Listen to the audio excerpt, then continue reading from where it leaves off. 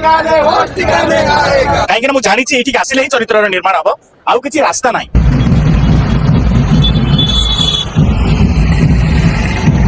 RSS में दरिंदे पाए जाते हैं। अब तो सबूत भी हाथ लग गया है लोगों के। दरिंदे, पाखंडी, अश्लील, बेहया, ये सब कुछ आरएसएस की स्थान में कहें तब भी कम है। दोस्तों, केरल के युवा आईटी प्रोफेशनल आनंदू अजी की आत्महत्या की खबर एक गहरे सन्नाटे की तरह आई, लेकिन उनके आखिरी इंस्टाग्राम पोस्ट ने इस सन्नाटे को एक चीख में बदल दिया। उन्होंने साफ लिखा कि उनकी मानसिक पीड़ा की जड़ बचपन में आरएसएस शिविरों में हुआ बार बार का यौन शोषण था। शख्स ने यह भी कहा कि वह अकेला नहीं है जिसके साथ यौन शोषण किया गया है। यह आरोप किसी आम संगठन पर नहीं बल्कि उस राष्ट्रीय स्वयंसेवक संघ पर लगा है जो खुद को संस्कृति और चरित्र निर्माण का सबसे बड़ा ध्वजवाहक कहता है। क्या राष्ट्र निर्माण की आड़ में यह संगठन दशकों से बच्चों के साथ ऐसा जघन्य अपराध कर रहा था? शख्स के आरोपों ने साफ कर दिया है कि संघ कभी भी देश के लिए सही हो ही नहीं सकता है। संघ के कारनामे अब खुलकर सामने आने लगे हैं।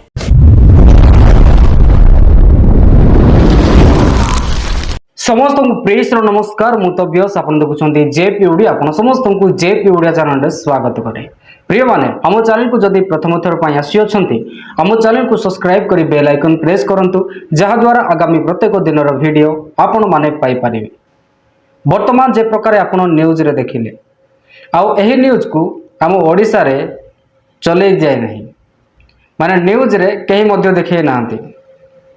आपन जानती आरएसएस रो 100 वर्ष पूरीला परे आम ओडिसा रो एवं पूरा इंडिया रे एही न्यूज को चला गला जे आरएसएस रो 100 वर्ष पूरीला।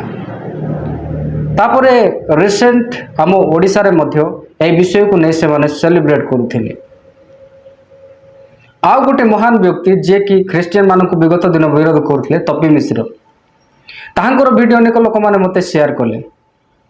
आउ तपी मिश्र सेठारे कहउथिले जे आरएसएस माने चरित्र गठन राष्ट्र गठन करे ए प्रकार भाव से मंतव्य देउथिले। से जहा किछि भी होना कहीं गोटे कौन संगठन जदि राष्ट्र निर्माण पाई चरित्र निर्माण पाई जदि कथा कहे तबे बहुत भल विषय आउ एही प्रकार संगठन आउरी हेबा दरकार। किंतु मोर दुश्मन किंबा मोर शत्रुता आरएसएस उपर नुहे, दुनिया रे जे कोनोसी मध्य एही प्रकार भाव में दुर्नीति अत्याचार होउछि से विषय को मुझे निश्चिंत भाव में कहवा आवश्यक अटे। आपण जानती आरएसएस नाम रे ख्रिस्टियन मानक उपरे अनेक आक्रमण हो सारी अछि। चर्च भंगा जिबा ख्रिस्टियन मानक ताड़ना करबा एही प्रकार भाव में आरएसएस नाम रे अनेक आम ख्रिस्टियन माने समस्या को सामना करियछु। सो फाइनली आरएसएस जोठारे कि जने 4 वर्षर बालक केरल रे आरएसएस रे योगदान देइथिले। आरएसएस रे से योगदान देला परे ऑलमोस्ट से 26 ईयर होउथिले। 26 वर्ष केते वर्ष से ऑलमोस्ट 22 वर्ष से आरएसएस रे थिले। 4 वर्ष रु तांको सह से जने पुओ तांको को जौन निर्यातना दिया जाउथला, तांको सह बलात्कार करा जाउथला। से जने पुओ आरएसएस माने कि प्रकार मानविकता लोक जो माने राष्ट्र निर्माण कथा कहउछन्ते चरित्र गठन कथा कहउछन्ते से माने से 4 वर्ष रो पुओ सहित स्टिल नाउ ए पर्यंत से माने तांको बलात्कार करुथिले, तांको सहित माने खराब काम करुथिले आउ तांको को जौन निर्यातना दउथिले, गाली गलौज करुथिले, मारपीट करुथिले। एही प्रकार भाव में से पुओ को करुथिले। से 26 वर्ष बयस रे से जने सॉफ्टवेयर इंजीनियर थिले। सॉफ्टवेयर इंजीनियर से थिले। एही समस्त विषय को नहीं से भारी समस्या एवं बहुत चिंतार से रहउथिले आगु को मोर जीवन कौन हेबो। आउ एही प्रकार समस्त विषय को नहीं सी शेष में क्या कही पारे ना।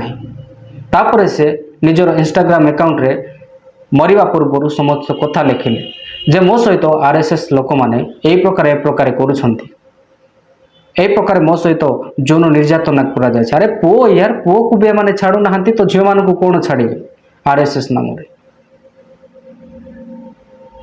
एही प्रकार भाव रे अत्याचार कला परे सही पुओ जनक रिसेंट से आत्महत्या कले, दौड़ दे से मरीगले, जहाँ एक संपूर्ण दुखर विषय अटे। आरएसएस कहूँ संघ गठन करिया कथा, आरएसएस कहूँ राष्ट्र गठन कथा, चरित्र गठन कथा, तेबे आरएसएस मझिरे ए प्रकार केमिति घटना घटी पारुछि। आ गोटे विषय मु आपनक सम्मुख रे कहिया पाई चाहिबे। आरएसएस माने जदि चरित्र गठन कथा कहउछन्ते ଆଉ ଦେଶକୁ ଗଠନ କରିବା ପାଇଁ କହୁଛନ୍ତି ତାଙ୍କ ହାତରେ ବାଡ଼ି କାହିଁକି ରହୁଅଛି?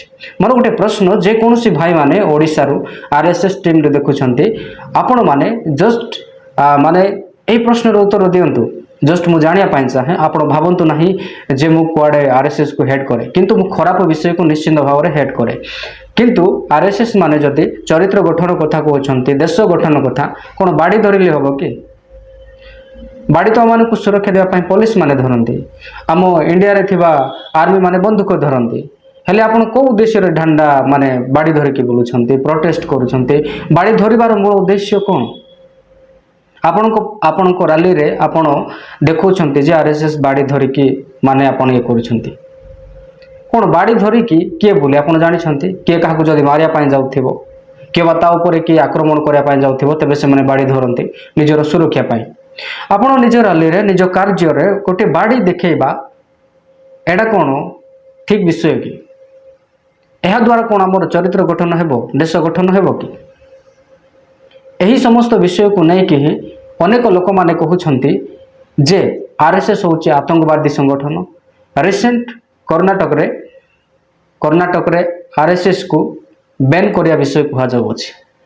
ଏହି ପ୍ରକାର ଭାବରେ RSSର ଜଣେ ବ୍ୟକ୍ତିଙ୍କୁ RSSର ଲୋକମାନେ ପୁଅଙ୍କୁ ହିଁ ବଳାତ୍କାର କରୁଥିଲେ, ପୁଅଙ୍କ ସହିତ ଖରାପ କାମ କରୁଥିଲେ। କେବଳ ତାହାଙ୍କ ସହିତ ନୁହେଁ, ସେ ପୁଅ ସେଠାରେ ମରିବା ପୂର୍ବେ ଲେଖିଛନ୍ତି, ମୋ ସହିତ ଆହୁରି କେତେଜଣ ପୁଅଙ୍କ ସହ ଏମିତି ବଳାତ୍କାର କରାଯାଉଅଛି।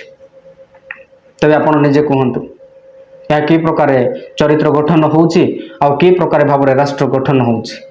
ତେଣୁ ମୁଁ ସମସ୍ତଙ୍କୁ ଆଲୱେଜ୍ କହେ, ମୋ ନିଜ ଜୀବନର ଏକ୍ସପିରିଏନ୍ସ, ଜଣେ କେବଳ ଆପଣଙ୍କର ଚରିତ୍ର ଗଠନ କରିପାରିବେ, ଜଣେ କେବଳ ଆପଣଙ୍କର ଜୀବନକୁ ପରିବର୍ତ୍ତନ କରିବେ, ସେ ପ୍ରଭୁ ଯୀଶୁଖ୍ରୀଷ୍ଟ। ଆଜି ଅନେକ ଗୁଣ୍ଡା କାମ କରୁଥିବା, ଚୋର କାମ କରୁଥିବା, ଲୁଟେରା କାମ କରୁଥିବା, ମଦ ପିଉଥିବା ପିଲାମାନେ ସମସ୍ତେ ବାଇବଲ ପଢ଼ିଲା ପରେ ସେମାନଙ୍କର ଜୀବନ ପରିବର୍ତ୍ତନ ହେଉଛି, ଯାହାକୁ ଆଜିକାଲିର ରିସେଣ୍ଟ ଲୋକମାନେ କୁହନ୍ତି ଧର୍ମ ପରିବର୍ତ୍ତନ। ତା ଧର୍ମ ପରିବର୍ତ୍ତନ ନୁହେଁ, ମନ ପରିବର୍ତ୍ତନ, ଜୀବନ, ଲାଇଫ ଚେଞ୍ଜିଂ ଟେଷ୍ଟମନି। ଆଜି ଆପଣ ଖ୍ରୀଷ୍ଟିଆନ ଚର୍ଚ୍ଚକୁ ଆସୁଥିବା ଲୋକମାନଙ୍କ ଜୀବନର ଗୋଟିଏ ସ୍ୱଭାବ ଦେଖିଥିବେ, ସେମାନେ କେତେ ଶାନ୍ତିରେ ପ୍ରେମରେ ରୁହନ୍ତି। ହଁ, ସୋ କଲ୍ଡ ଖ୍ରୀଷ୍ଟିଆନ କେତେ ଲୋକ ଅଛନ୍ତି ଯେଉଁମାନେ ନାମଧାରୀ ଖ୍ରୀଷ୍ଟିଆନ, ସେମାନଙ୍କ ବିଷୟରେ ମୁଁ କହୁନି। ପ୍ରକୃତ ଖ୍ରୀଷ୍ଟିଆନ ଯିଏକି ବାଇବଲ ପଢ଼ିଲା, ବାଇବଲର ବାକ୍ୟ ଅନୁସାରେ ନିଜକୁ ସମର୍ପିତ କଲା, ଏହି ପ୍ରକାର ଖ୍ରୀଷ୍ଟିଆନ ମାନଙ୍କୁ ଆପଣ ଦେଖିବେ।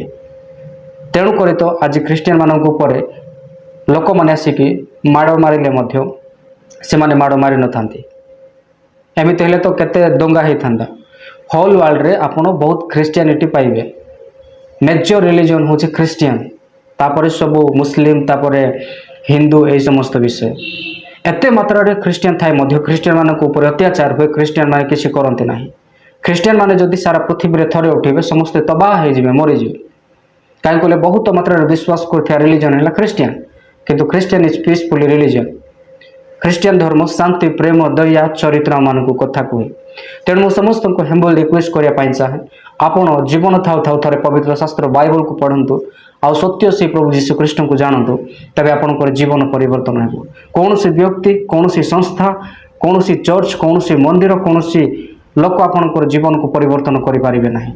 ଖରାପ ବିଷୟରୁ ଠିକ ବିଷୟକୁ କେବଳ ପ୍ରଭୁ ଆଣନ୍ତି, ସେ ଯୀଶୁଖ୍ରୀଷ୍ଟ। ଆଉ ଯାହାଙ୍କର ପବିତ୍ର ଶାସ୍ତ୍ର ବାଇବଲ ପଢ଼ିଲେ ଆପଣ ଠିକ ରାସ୍ତାକୁ ଆସିପାରିବେ। ବାଇବଲ ଜୀବନ୍ତ ଈଶ୍ୱରଙ୍କର ବାକ୍ୟ, ତେଣୁ ସେ ବାକ୍ୟ ପଢ଼ିବା ଦ୍ୱାରା ଥାଉଜେଣ୍ଡ ଲୋକମାନଙ୍କର, ଲକ୍ଷ ଲକ୍ଷ ଲୋକଙ୍କର ଜୀବନ ବଦଳି ଯାଉଅଛି। ଆଉ ଏହି ଗିନିସ୍ ବୁକ୍ ୱାର୍ଲଡ ରେକର୍ଡ ଅନୁସାରେ ପୃଥିବୀରେ ବହୁତ ମାତ୍ରାରେ ପଢ଼ୁଥିବା ପୁସ୍ତକ କେବଳ ବାଇବଲ। କାହିଁକି କହିଲେ ଆଜି ମଧ୍ୟ ଲୋକମାନେ ସାକ୍ଷ୍ୟ ଦେଉଛନ୍ତି ବାଇବଲ ଲୋକମାନଙ୍କର ଜୀବନ ବଦଳେଇ ଦିଏ। ତେବେ ଆପଣମାନେ ଆଜିର ଭିଡ଼ିଓ ସମ୍ପର୍କରେ କ'ଣ କହିବେ, ଆପଣଙ୍କର ମତାମତ କମେଣ୍ଟରେ ଜଣାନ୍ତୁ। ତେବେ ପୁଣି ଦେଖାଇବା ଆଗାମୀ ଭିଡ଼ିଓରେ। ଆପଣ ସମସ୍ତଙ୍କୁ ପ୍ରେଜ୍ ଦ ଲର୍ଡ, ଗଡ୍ ବ୍ଲେସ୍ ୟୁ।